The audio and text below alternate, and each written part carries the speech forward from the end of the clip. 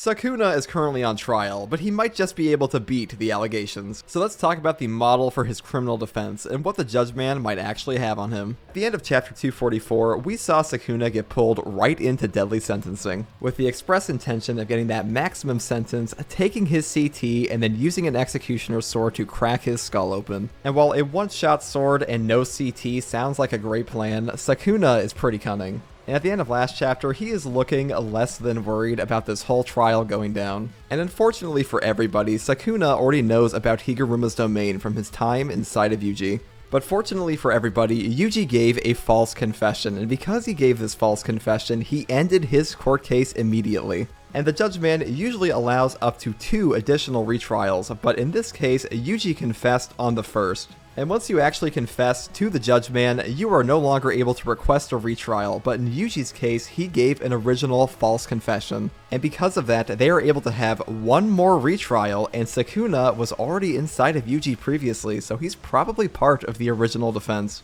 Which would mean no more retrials for Yuji or Sukuna, and now Sukuna is stuck pleading his case under threat of maximum sentence.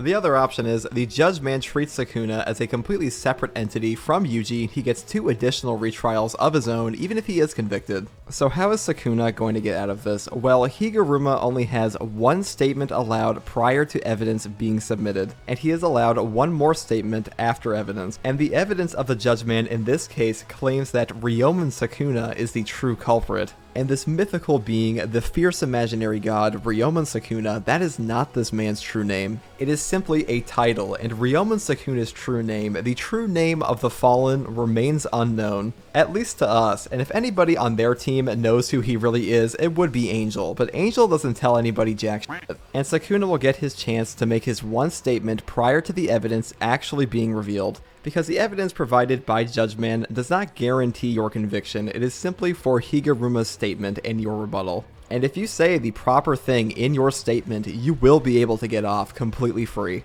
And Yuji himself could have gotten off his trial if he just lied about knowing the store to begin with. Because Higuruma's domain, you are completely allowed to lie in your statement, and that's kind of the point. After all, we wouldn't need trials if everybody told the truth. So depending on what the actual evidence is to prove Sukuna did this crime in the envelope, Sukuna just saying, "Nah, that ain't me," might actually be a good defense. But I want to talk about the other ways he might be able to bypass this domain. Higuruma's domain only disallows hostile actions and violent actions towards each other within the domain, so a simple domain, a defensive action, should be able to work. And someone like Sukuna definitely has a simple domain, and if he didn't before, he does now because Gojo showed it to him. And Sukuna, being as wildly talented as he is, can pretty much copy anything he has the tools to replicate, so that goes for Falling Blossom as well. And while I do think Sukuna is smart enough to figure out a good defense, Higuruma should not be slept on. This guy is well educated and known as a genius to his colleagues far before even becoming a sorcerer. And once he did awaken, the narration says the talent that shined brightest in Higuruma was that of Jujutsu sorcery. And Higuruma has shown a particular talent with barrier techniques. So much so, he reverse engineered how to make a barrier to contain his domain and created his own domain expansion on his own. And during Gojo vs Sukuna, Higuruma is implied to have started to figure out how to use domain amplification just by seeing it once with 1 explanation from Kusakabe. And you want my JJK wish list? Well, I hope that Higuruma is the one who figures out how to reverse engineer Sukuna's open barrier. I just like the idea that everybody who showed up on the Gojo Avengers to actually fight Sukuna is going to have their own individual talent that gets to shine. For example, Kashimo really showed the audience just how talented he is at fucking dying. And really, I feel if anyone is going to get an open barrier by the end of Jujutsu Kaisen, it is going to be Higuruma or Megumi, because they just seem like the most likely options. Higuruma is a barrier prodigy, and Megumi has been a ride-along for Sukuna for over a month, longer than anybody in the series.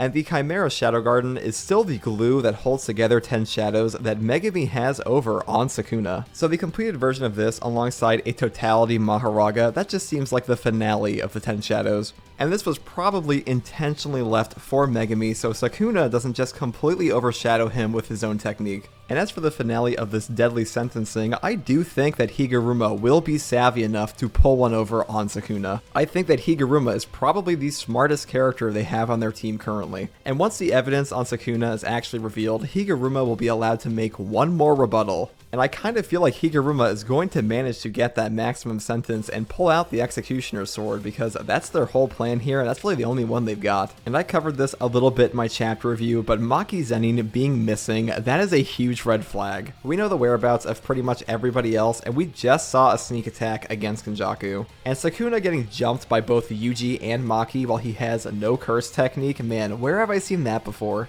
Honestly, I feel like the melee prowess in comparison to base reinforcement Sukuna is probably underrated right now and downplayed. Characters in JJK are going to inevitably start fighting Sukuna, who is going all out and not die instantly, because that is simply what has to happen for JJK's story to continue. And we even saw a prelude to that in chapter 244, where Higuruma is forcing Sukuna's arm back and Yuji is hitting like a truck. Does that mean I think the characters are matching the base reinforcement of Sukuna on their own? Probably not. The point is that Sukuna is not an infallible character. We have seen him make mistakes, and if you take his toolset away, things get a little more difficult for him. The reality is, Sukuna didn't want to lose Mahoraga, and Gojo blasted that thing into the aether regardless. There are a lot of misconceptions in the Gojo versus Sukuna fight, and I'm not really going to go into them here, but the point is, Sukuna was undeniably in an unpleasant situation by narration here. And while this may have not been the first, it will certainly not be the last time Ryomen Sukuna, the King of Curses, feels the height of tension. Just next time, there will be fewer purple lights and more of a hand sandwich. And if they actually get the maximum sentence on Sukuna, well, the entire objective turns into getting Higuruma an opening. Because the Executioner's Sword, it really doesn't look like he can pass this off to someone else. And if he's actually able to, I just give it to Maki personally. Because in all honesty, if you are trying to save Megumi, maybe don't chop him with the permanent soul cutter blade. We know that Sukuna can come back from the dead, but a permanent chop to the soul, I mean, that might not be so good. I know a lot of people think that Sukuna is going to simply talk his way out of this, but I'm not so sure, because like I said, Higuruma is a genius. And really, what is the education level of a Heian era homeless man who occupied 2 high schoolers who went to Hogwarts? So I'm really hoping that at the very least we get to see a battle of wits between Sukuna and Higuruma. And while I think that Higuruma can probably get the W in a battle of wits, the bigger issue is, even with the Executioner's Sword and confiscation, it might not be enough. Because we already saw in this chapter, they kind of threw Yuji into the forefront because Higuruma is just not physically strong enough to fight Sukuna. There's a reason he threw a wire and stood to the side while Yuji went for the Falco Punch instead. But the thing that has been really worrying me in this fight, even in the Gojo versus Sukuna fight, is that Sukuna's CT, it is still hidden. And he used 10 shadows at the start. Even when Gojo had no infinity, he still did not reveal this technique. And he even makes a point to make a snarky comment about not being able to use other techniques paying off later. And once the keep away is over and Sukuna, after all this time, finally reveals his technique, the chosen few who are unfortunately present for it are probably going to start dropping, and Yuji's going to get more traumatized. Because whatever happens here, Yuji is going to survive it, but the other characters, they are on the table. And whether or not the characters know the full extent of Sukuna's CT, we don't know for sure. Gojo mentions the name of the CT and that he can't use Shrine and 10 Shadows simultaneously, but Gojo was also shocked by multiple other things in this fight, like the open barrier, so clearly there was a communication issue at Gojo headquarters. The full extent of this operational failure will likely be discovered shortly, but somebody is probably going to die because of it. Let's be real, if most of these guys didn't know about the open barrier, they probably don't know about the fire arrow either. The moment that confiscation is done, Yuji is going to pop out and say,